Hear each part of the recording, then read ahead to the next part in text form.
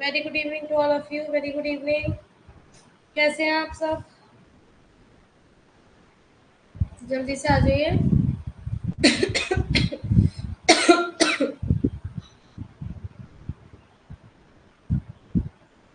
2 minute wait करते हैं सबका।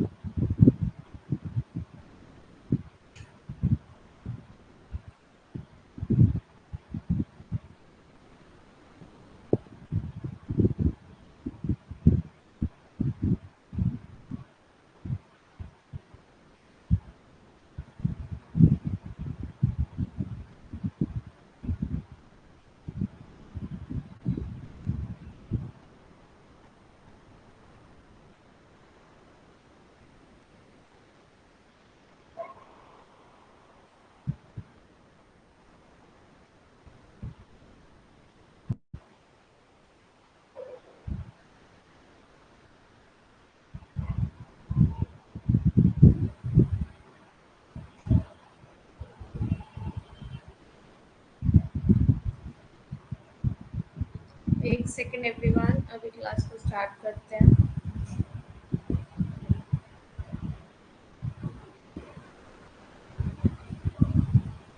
चलिए स्टार्ट करते हैं क्लास को। So very good evening to all of you. Here I am Ashishika Gupta, your UGC paper 2 faculty of economics. So start करते हैं। जैसा कि आप स्क्रीन पे देख सकते हैं, ये आपके सोशल मीडिया के चैनल्स हैं। इनको आप ज्वाइन करिए। कोई भी न्यू अपडेट होगी वो आपको इजीली मिल जाएगी, राइट? सो एक बहुत ही अच्छे और शानदार कोट के साथ हम लोग आज की क्लास को स्टार्ट करेंगे। Only I can change my life, no one can do it for me. है ना? कितना इस लाइन में कितना ज्यादा एक पावर है ना? कितना एक हाइट पावर है। अगर इसको समझो, आई कैन, मैं कर सकती हूँ या कर सकता हूँ। तो only I can change my life, मैं ही अपनी खुद की लाइफ क्या कर सकती हूँ? चेंज कर सकती हूँ। कोई भी इसमें मेरा साथ नहीं दे सकता। No one can do it for me. कोई भी ये हमारे लिए नहीं कर सकता, क्योंकि जो आप अपने लिए खुद करोगे वो दूसरा कैसे कर लेगा आपके लिए? बस आपको आपकी हेल्प कर सकता है, आपको रास्ता दिखा सकता है। चलना तो आपको है ना, उस पे मंजिल में बढ़ना तो आपको है। सिर्फ हम आपको क्या बता सकते हैं? राइट पाथ बता सकते हैं। चलना कैसे है ये बता सकते हैं, पर चलना तो आपको ही है। इसलिए तो कहते हैं only I can change my life, only on I can. है ना? सो अच्छी सी एक स्माइल दे दो, फिर क्लास को स्टार्ट करते हैं।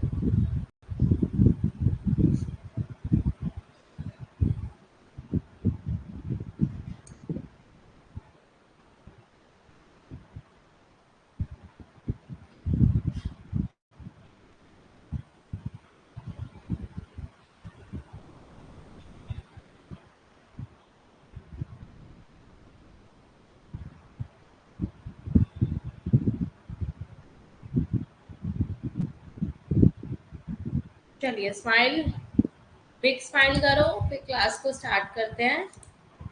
ठीक है? Always smile. Yes, very good. चलिए स्टार्ट करते हैं। Okay, so factors of economic growth, economic and non economic. ठीक है, इकोनॉमिक फैक्टर्स वगैरह के बारे में आज हम पढ़ाई करेंगे। अब इकोनॉमिक फैक्टर्स जैसे कि आप देख सकते हैं स्क्रीन पे, प्राकृतिक संसाधन। सबसे पहले क्या है आपका? Natural resources. तो प्रिंसिपल फैक्टर्स जो होते हैं अफेक्टिंग डालते हैं डेवलपमेंट पे, ठीक है। और economy is the natural resource और लैंड, इकोनॉमी के अंदर एक नेचुरल रिसोर्सेज है लैंड वगैरह, तो लैंड हम यूज करते हैं नेचुरल रिसोर्सेज फर्टिलिटी के, उसी से तो हम लोग जो भी उपजाऊ चीजें करते हैं उसी पे तो करते हैं। देखा है ना, अर्थव्यवस्था के विकास को प्रभावित करने वाला प्रमुख कारक प्राकृतिक होती है ना। संसाधन या जमीन, अर्थशास्त्र में उपयोग किए जाने वाले भूमि में प्राकृतिक संसाधन शामिल है, जैसे कि भूमि की उपता, इसकी स्थिति की और संरचना हो गई, वन संपदा हो गई, खनिज हो गई, जलवायु हो गई, जल संसाधन हो गया, है ना। इस पे क्या कर, भूमि की जो उर्वरता है उसमें क्या कर रहे हैं, सब आप संरचना कर रहे हैं ना। समुद्री संसाधन हो गया आदि के लिए आर्थिक विकास, भूतायत, प्राकृतिक संसाधन का अस्तित्व आवश्यक है। जैसे कि सिचुएशन एंड कॉम्पोजिशन होता है, forest wealth, minerals, climate, water resources, sea resources etcetera. For economic growth existence जो होती है आपकी नेचुरल रिसोर्सेज की, वो बहुत जरूरी होती है हमारे प्राकृतिक संसाधन के अंदर, हमारी इकोनॉमिक के फैक्टर्स में बहुत ही इंपॉर्टेंट है कि फैक्टर नेचुरल रिसोर्सेज, है ना।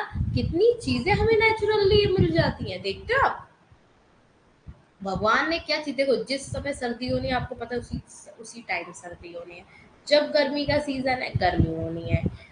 सबसे बढ़िया और शानदार एग्जाम्पल है, देखो सन होता है, सनराइज होता है, सनसेट होता है। कभी आपने देखा है कि वो ये बोलता है कि अरे यार नहीं आज रहने देते, आज आलस आ रहा है, आज नहीं उठेंगे, आज नहीं आएंगे, नहीं रोशनी देंगे, ऐसा कभी हुआ है?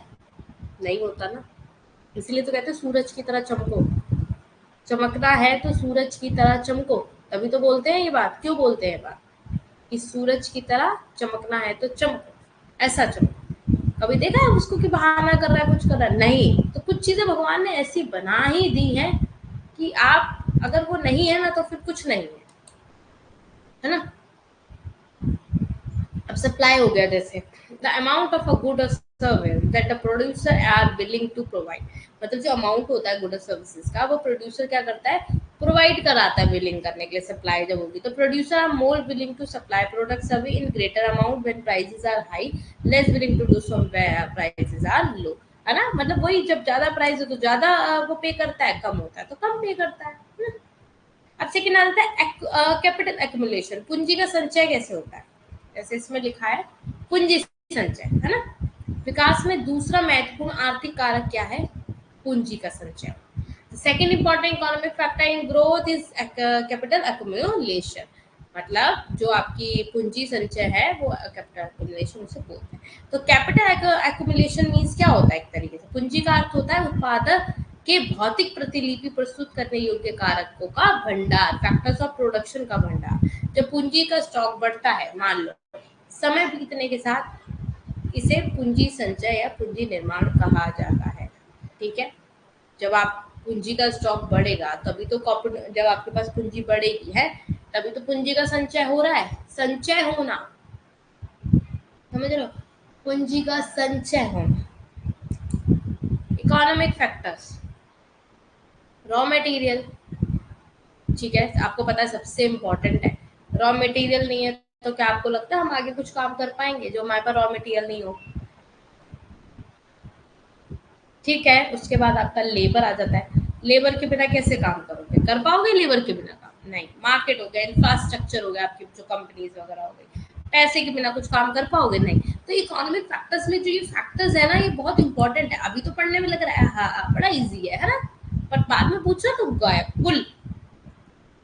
ऑर्गेनाइजेशन, अब ऑर्गेनाइजेशन तो होना जरूरी। अब आप चाहे इस चीज में छोड़ो, इकोनॉमी में आप अपनी लाइफ में ऑर्गेनाइज नहीं हो तो कहते हैं कोई चीज आपकी अच्छी नहीं होगी। खाना अच्छे से नहीं बना रहे हो ऑर्गेनाइज करके, कपड़े अच्छे से नहीं आप प्रेस कर रहे हो, या कपड़े नहीं अच्छे से आप फोल्डिंग कर रहे हो, या जो कुछ अपना रूम्स को आप अपने रूम में जो आप पढ़ रहे हो स्टडी टेबल है उसको अच्छे से ऑर्गेनाइज करके नहीं रखते हो, कोई किताब यहाँ पढ़िए कोई किताब वहाँ पढ़िए, जब आपको जरूरत है तो आप 4 घंटे उसी में अपना समय बर्बाद कर रहे हैं, व्यतीत कर रहे हैं इन सब चीजों में, कि पहले ढूंढेंगे फिर देखेंगे, तब तो आलस भी आ जाएगा, तब तो पढ़ने का मन भी नहीं करेगा। राइट, सही बोल रही हूँ ना मैं ये वाली बात। तो ऑर्गेनाइजेशन तो वैसे भी बहुत इंपॉर्टेंट है। तो संगठन विकास प्रक्रिया का एक महत्वपूर्ण हिस्सा है। यह किसके सिस्टम उपयोग से संबंधित है, आर्थिक गतिविधियों में उत्पादन के कारक से, ठीक है। संगठन पूंजी और श्रम का पूरक होता है और मदद करता है। जो संगठन होता है पूंजी और श्रम का पूरक होता है, पूरक, समझ गए? ठीक है। उनकी उत्पादकता बढ़ाने में आधुनिक आर्थिक विकास में उद्यमी निम्नलिखित प्रदर्शन कर रहा है। एक आयोजक का कार्य और जोखिम और अनिश्चितताओं को पूरा करना होता है। ठीक है। Organisation is an important part of the growth process. Organisation क्या है? एक इम्पॉर्टेंट पार्ट है किसका? ग्रोथ को करने का। इट रिलेट करता है ऑप्टिमम यूज ऑफ फैक्टर्स का प्रोडक्शन इन इकोनॉमी एक्टिविटीज में। ठीक है। इकोनॉमी की एक्टिविटीज में फैक्टर ऑफ प्रोडक्शन का ये रिलेट करता है, इसका ऑप्टिमम यूज करता है। तो organisation is a complement to capital and labour and help in increasing productivity में ना, प्रोडक्टिविटी को इंक्रीजिंग करने में। In modern economic growth, the entrepreneur has been performing the task of an organizer and undertaking this and uncertainty. Fourth क्या है? Technological progress, तकनीकी प्रगति। Technological changes are regarded as the most important factor in the process of economic growth. Technological changes are regarded as the most important factor in the process of economic growth. They are related to changes in the method of production, which are the result of some new techniques of research or innovation. Changes in technology lead to an increase in the productivity of labor, capital and other factors. Technological, अब देखो आपके पास जैसे आप देखते हो, अब बहुत ज्यादा लोग हैं शॉप पे खड़े हैं, ठीक है, अब वहाँ पे लेबर काम कर रही है अपने हाथों से कुछ भी पैकिंग वगैरह करना। वहीं अगर कोई मशीनरी प्रोडक्ट हो जाए, मान लो मशीन हो जाए वहाँ पे, और आपके पास 100 कस्टमर है, आप यूं 10 मिनट में उसको निपटा दोगे। और वहीं आप अगर कोई लेबर आपके पास काम करे तो वो आपको 1 घंटा लग जाएगा उस काम को करने में। तो इसीलिए टेक्नोलॉजिकल प्रोग्रेस भी होना इम्पोर्टेंट है इकोनॉमिक फैक्टर्स के अंदर। ठीक है, समझ में आ रहा है? कि सो हो तो नहीं गए आप लोग? वैसे मेरे बच्चे बड़े समझदार है, सोएंगे तो नहीं? हम्म ओके। सो तो नहीं गए? नींद तो नहीं आ रही? क्यों?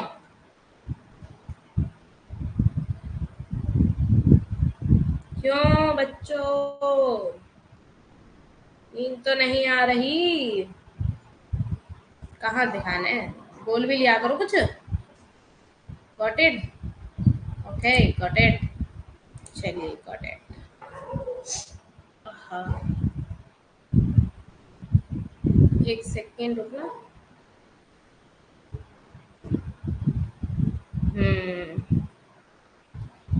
एक्चुअली कोई गेस्ट आने वाला है अभी, अगर वो आ जाते हैं तो फिर मैं क्लास को भी कैंसिल कर दूंगी, बट अभी तो है टाइम। देखो, तकनीकी परिवर्तनों को दुनिया में सबसे महत्वपूर्ण कारक माना जाता है। ठीक है, तकनीकी परिवर्तनों को दुनिया में सबसे महत्वपूर्ण कारक माना जाता है। Technical changes are regarded as the most important factor in the process of economic growth.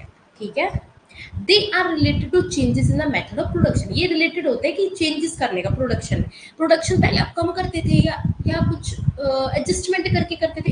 Adjustment, sorry क्या बोल रही हूँ, एडजस्टमेंट मीन्स हो गया जैसे कि अगर आपको अच्छा सा कुछ बनाना है बट आपके पास टाइम नहीं है, आपके पास लेबर नहीं है, अब वही चीज टेक्नोलॉजिकल के प्रोसेस से हो रही है पूरी। तो यहाँ पे आके आप क्या करते हो, जीत लेते हो इन सब चीजों को। टेक्नोलॉजी जो होती है वो आपके लिए बड़ी महत्वपूर्ण हो जाती है ना। They are related to changes in the method of production which are the result of some new techniques of research और इनोवेशन। मतलब ये रिलेटेड करते हैं जो मेथड होता है प्रोडक्शन का, उसके रिजल्ट से, न्यू टेक्निक ऑफ रिसर्च और इनोवेशन। ठीक है, अनुसंधान या नवाचार की कुछ नई तकनीकों का परिणाम। प्रौद्योगिकी में परिवर्तन में वृद्धि होती है, श्रम पूंजी और उत्पादन के अन्य कारकों की उत्पादकता। Changes in technology lead to an increase in the productivity of labour.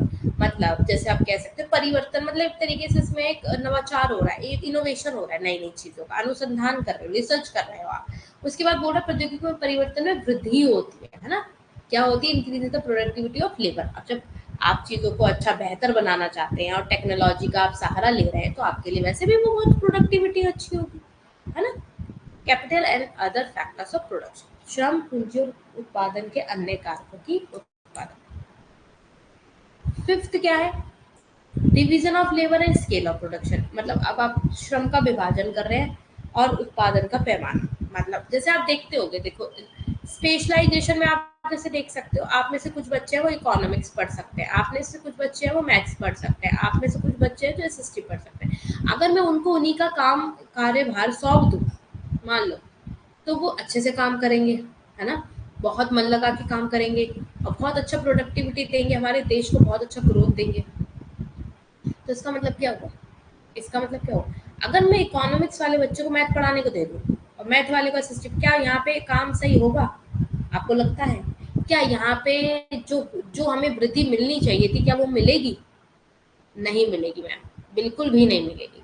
इसलिए नहीं मिलेगी मैम, क्योंकि जो जिसका काम है, जो जिसमें बेहतर है, जो जिसमें बहुत ज्यादा होशियार है, अगर उसको वो काम सौंप दिया जाए, डिवीजन कर दिया जाए उस काम पर, स्पेशलाइजेशन का, तो हमारा देश बहुत आगे बढ़ सकता है। पर अभी भी आपको पता है इन सब चीज, कितने लोग ऐसे हैं गाँव में, जैसे हम लोग वीडियोस वगैरह भी देख लेते हैं कभी कभी कहीं पे भी, ठीक है, मैं इंस्टाग्राम एंड ये फेसबुक यूज नहीं करती हूँ, बिकॉज मुझे लगता है कि आज के टाइम का ये बहुत ज्यादा आपका डिस्ट्रैक्शन करता है, और मुझे लगता है कि शायद बच्चों को ये सब चलाना भी नहीं चाहिए, आप जैसे बच्चों को।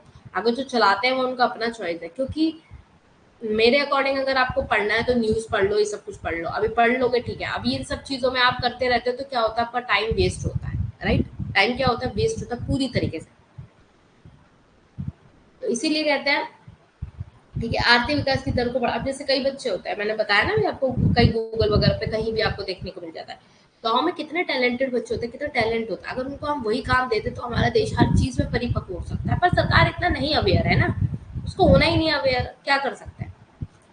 ठीक है, तो भी आर्थिक विकास की दर को बढ़ाएगा। एडम स्मिथ ने इसे बहुत महत्व दिया, आर्थिक विकास श्रम विभाग ने। एडम स्मिथ ने तो दिया था डिवीजन ऑफ लेबर, किसने दिया था? Adam Smith, division of labour. ये मैंने इसलिए लाइन यहाँ पे ऐड ऑन करी है, ये जो लिखी है ना मैंने यहाँ पे, Adam Smith give important division of labour, ये मैंने अलग से लाइन आपकी ऐड ऑन करी है, इम्पोर्टेंट है, ठीक है, इसको याद रखो।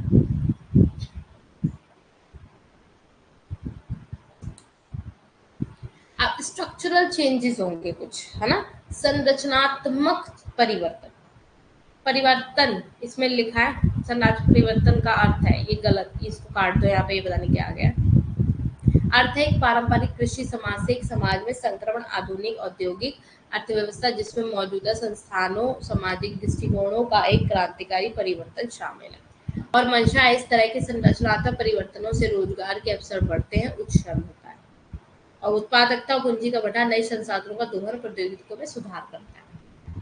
समझो, इसमें नई नई चीजों का संरचनात्मक हो रहा है, हम नई नई चीजों को ला रहे हैं, नए नए रोजगारों को हम लोग अवसर बढ़ाते हैं, उच्च श्रम ज्यादा होता है। तो मतलब स्ट्रक्चरल चेंजेस जो हो रहे हैं, apply the transition from a traditional agriculture society to a modern जो इंडस्ट्रियल इकोनॉमी होती है, involving a radical transformation of existing institutions, social attitudes and motivations. Such structural changes lead to increasing employment opportunity, higher labor productivity and the stock of capital, exploitation of new resources and improvement in technology. ठीक है, क्या करता है, exploitation करता है new resources का और improvement करता है टेक्नोलॉजी में। अच्छा, अब तो इकोनॉमिक फैक्टर पढ़ रहे थे, अब पढ़ेंगे गैर आर्थिक कारक, नॉन इकोनॉमिक फैक्टर। अब देखो, नॉन इकोनॉमिक फैक्टर में आ गया, सोशल मोबिलिटी हो गई आपकी, एजुकेशन हो गया, एंटरप्रेन्योरशिप हो गई, कल्चरल वैल्यू हो गई, एटीट्यूड ऑफ द सोसाइटी, ये नॉन इकोनॉमिक फैक्टर है, इसके बिना चल जाएगा, है ना। एजुकेशन, सोशल, कल्चरल, ये सब क्या है, नॉन इकोनॉमिक। सामाजिक कारक, सामाजिक दृष्टिकोण, मूल्य और जो संस्थान होता है आर्थिक विकास को प्रभावित करता है। रवैया शब्द का अर्थ है,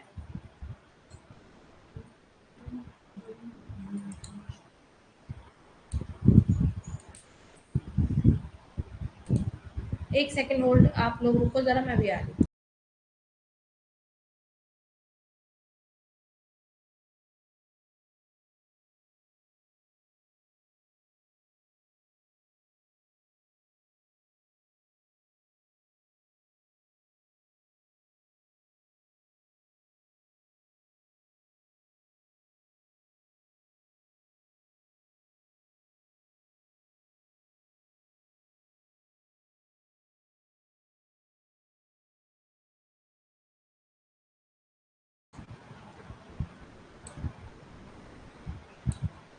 हाँ जी, क्या बताई थी मैं?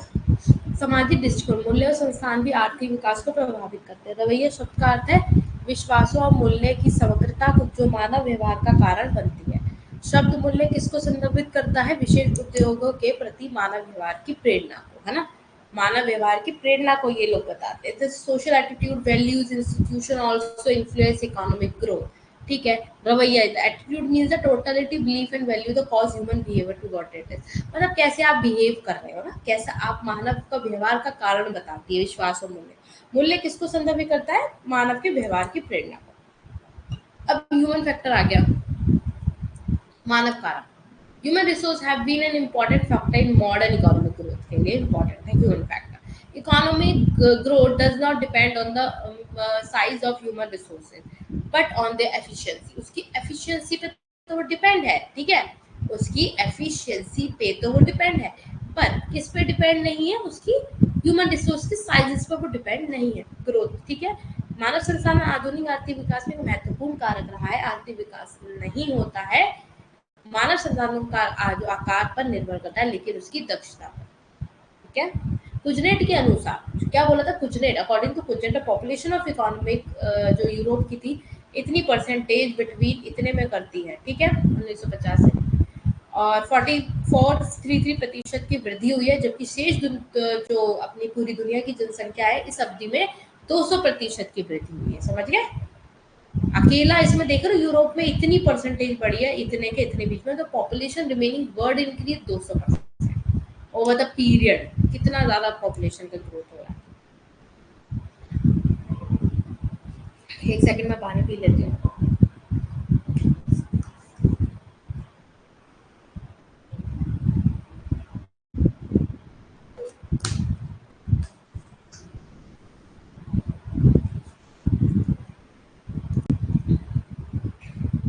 Non economic factors, political factors, social and psychological factors, education, urbanization. Okay, according to Solomon Fabricant, the increase in the total national product of the United States through किसके according increase in physical capital between 1889 and 1957 between की बात हो रहा है, equal the increase through higher labour productivity होती है, इसमें higher labour productivity. Solomon Fabricant के अनुसार कंपनी के कुल राष्ट्रीय उत्पाद में वृद्धि संयुक्त राज्य अमेरिका ने इतने से इतने बीच में भौतिक पूंजी में वृद्धि के माध्यम से वृद्धि के बराबर वृद्धि की उच्च श्रम उत्पादकता में इतनी मतलब इतने बीच में इतनी ज्यादा ग्रोथ हुई है। थर्ड आ जाता है पॉलिटिकल एंड एडमिनिस्ट्रेटिव फैक्टर्स। राजनीतिक और प्रशासनिक कारणों ने भी आधुनिक आर्थिक विकास में मदद की। किसका आर्थिक विकास? ब्रिटेन, जर्मनी, संयुक्त राज्य अमेरिका, जापान और फ्रांस अपनी राजनीतिक स्थिरता और मजबूत के कारण रहे हैं। ठीक है, 19वीं शताब्दी के बाद से प्रशासन, political and administrative factors also helped in modern economic growth. ठीक है, the economic growth of Britain की जो होती है, German and United State, Japan and France has been due to their political stability and strong administration since the 19th century. ठीक है, week, अब इसमें वीक की बात कर रहा है, मतलब कमजोर प्रशासनिक और राजनीतिक की बात हो रही है, तो आर्थिक विकास के लिए एक बहुत बड़ी बाधा होती है। अगर मान लो हमारा प्रशासन कमजोर है, राजनीतिक संरचना नहीं है सही, तो इट्स मीन हमारी हमारी जो इकोनॉमी की ग्रोथ है, क्या वो पूरी तरीके से अच्छे से हो पाएगी? नहीं हो पाएगी, है ना। इसीलिए आर्थिक विकास के लिए एक मजबूत, कुशल और भ्रष्ट प्रशासन आवश्यक है। प्रोफेसर लुइस ने ठीक ही कहा है, सरकार का व्यवहार उत्तेजक या उत्तेजक में एक महत्वपूर्ण भूमिका निभाता है। ठीक है, आर्थिक गतिविधियों को हतोत्साहित करना, शांति, स्थिरता, कानूनी सुरक्षा को प्रोत्साहित। अब ये बताओ, हमारा अगर प्रशासन कमजोर होगा, है ना, प्रशासन कमजोर होगा तो रूल्स रेगुलेशंस अच्छे तो नहीं होंगे। आपको लगता है अच्छे होंगे? लोग कुछ भी कर रहे हैं, किसी को कुछ भी कह रहे हैं, कोई पाबंदी नहीं, कोई कुछ नहीं, कोई मतलब पीसफुल, कोई बात नहीं, कुछ भी एक एक कहते हैं आप सौम्य ढंग से होना, एक जो काम आपके फ्लोएंट तरीके से होना चाहिए, एक हिसाब से होना चाहिए, कानूनी जो चीज़ें होती हैं उसको बहुत अच्छे से होना चाहिए। तो क्या ये हो पाएगा? नहीं हो पाएगा ना, जब है ही नहीं, जब उसमें कमज़ोर है प्रशासन, तो ये सब चीज़ें तो नहीं हो सकती ना अच्छे से। Meaning and characteristics of modern economic growth. ठीक है, प्रोफेसर सिमन जो है कुजनेट अपनी Nobel memorial lecture defined economic growth as a long term rise in capacity to supply increasingly diverse economic goods to its population. This growing capacity is based on advancing technology and the institutional and ideological adjustment that its demand. Simon Kuznets ने अपने Nobel memorial व्याख्यान में आर्थिक विकास को दीर्घकालिक वृद्धि के रूप में परिभाषित किया है। अपनी आबादी को तेजी से विविध आर्थिक वस्तुओं की आपूर्ति करने की क्षमता ही है बड़ी क्षमता पर आधारित प्रौद्योगिकी को आगे बढ़ाने और संस्थागत और वैचारिक समायोजन की मांग करता है। ठीक है। Characteristics of modern economic growth. ठीक है, मॉडर्न इकोनॉमिक ग्रोथ के कुछ कैरेक्टरिस्टिक्स हैं। High rate of growth of per capita product and population, प्रति व्यक्ति उत्पाद की वृद्धि या उच्च दर की वृद्धि। देखो ना इसमें कैसे स्लाइड हो जाती है, एक एक चीज इतने ध्यान से करो तब। एक सेकंड रुको, चलो डन। हाँ जी। आधुनिक आर्थिक विकास, जैसे कि हाल ही के दिनों में आप देख सकते हैं विकसित देशों से अनुभव से पता चलता है ना। अब जैसे विकसित हो चुके हैं जो देश, उनसे अब जो अनुभव प्राप्त कर रहे हैं उससे हमें पता चल रहा है ना ये मॉडर्न इकोनॉमिक ग्रोथ हुई है इसकी। Modern economic growth as revealed किसको करता है, by the experience of the developed country since the late, अगर देखा जाए 18वीं और 19वीं शताब्दी की शुरुआत में प्रति व्यक्ति उत्पाद में वृद्धि की उच्च दर की विशेषता है। इस कैरेक्टरिस्टिक्स आप अगर देखा जाए, करेक्टराइज अगर करा जाए इसको, तो हाई रेट के साथ इंक्रीज पर कैपिटल प्रोडक्ट दोनों को देखा जाएगा और अकम्पनीड किसके साथ कर दिया जाएगा, सब्सटैंशियल रेट के साथ, ग्रोथ के साथ। ठीक, जनसंख्या वृद्धि की पर्याप्त दर के साथ, वृद्धि की अत्यधिक उच्च दर कम से कम हो। The extremely high rate of increase are at least 5 times as high for population and at least 10 times। ठीक है। And high of production is absorbable, जो आपका जो ऑब्जर्व करेंगे ना, ऑब्जर्व करने के जो लायक हो जाते हैं पास्ट में, तो उनको देखा जाता है। जनसंख्या के लिए 5 गुना अधिक और उत्पादन के लिए कम से कम 10 गुना अधिक। समझ गए, जनसंख्या के लिए 5 गुना अधिक और उत्पादन के लिए कम से कम 10 गुना अधिक, जैसा कि अतीत में देखा जा सकता है। ठीक है, जनसंख्या वृद्धि प्राप्त दर के साथ ये सब चीजें इसमें काउंटेबल होती हैं। प्रोफेसर कुजनेट क्या दिखाना चाहते थे, has shown the rate of population 13 countries में एक्सक्लूड कर दी गई। France have been modern times and then pre modern times, दोनों में आया वो।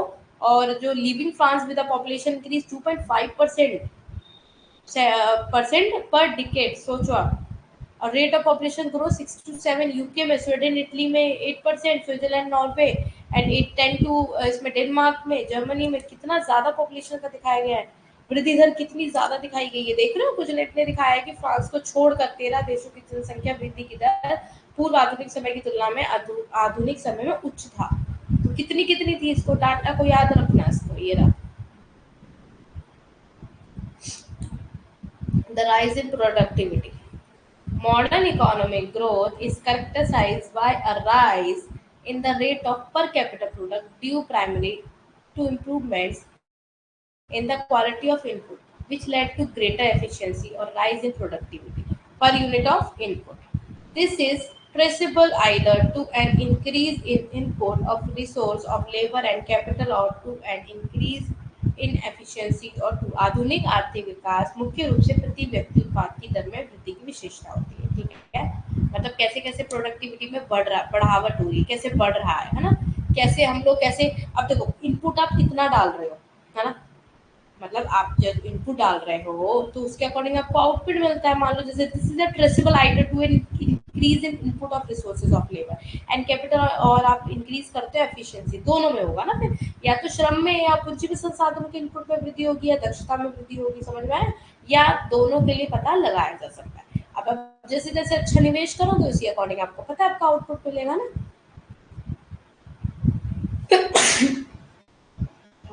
Sorry sorry, God bless me. ये क्या आ गया, एक सेकंड रुकना, ये क्या आ गया।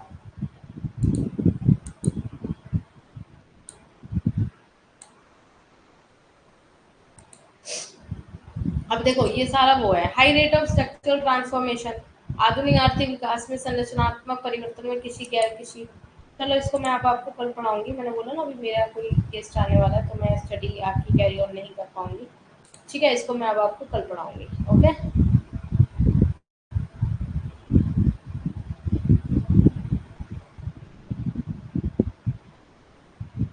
क्या हो गया।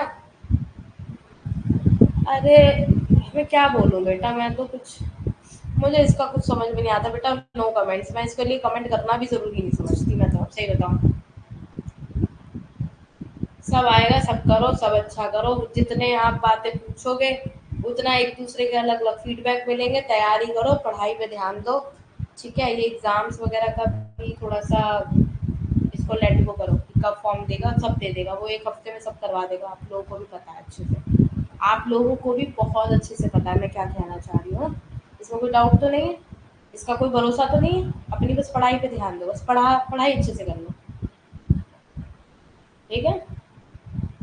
अरे इस वीक में आए, कल आए, परसों आए, मुझे अब इस पे कोई नो कमेंट्स, मेरे को कुछ कहना नहीं है। जो हो ठीक है, अच्छे से करो, एग्जाम्स वगैरह देते रहो, ठीक है। अपना पढ़ाई करो अच्छे से, देखा जाएगा। फॉर्म का क्या है, फॉर्म तो एक दिन में भर दोगे। एक दिन जाना अपना, जिस दिन फॉर्म आए तुरंत भर के आ जाना, कोई टाइम वेस्ट तो होना नहीं है इसमें, ठीक है। Okay, bye bye, good night, take care everyone. अपना ध्यान रखिए, अपने से बड़ों की रिस्पेक्ट करिए, छोटों को प्यार दीजिए और एक अच्छे इंसान बनिए। गॉड ब्लेस यू एवरीवन, अपना ध्यान रखना, ठीक है आप सब। Okay, bye bye, welcome everyone, bye bye.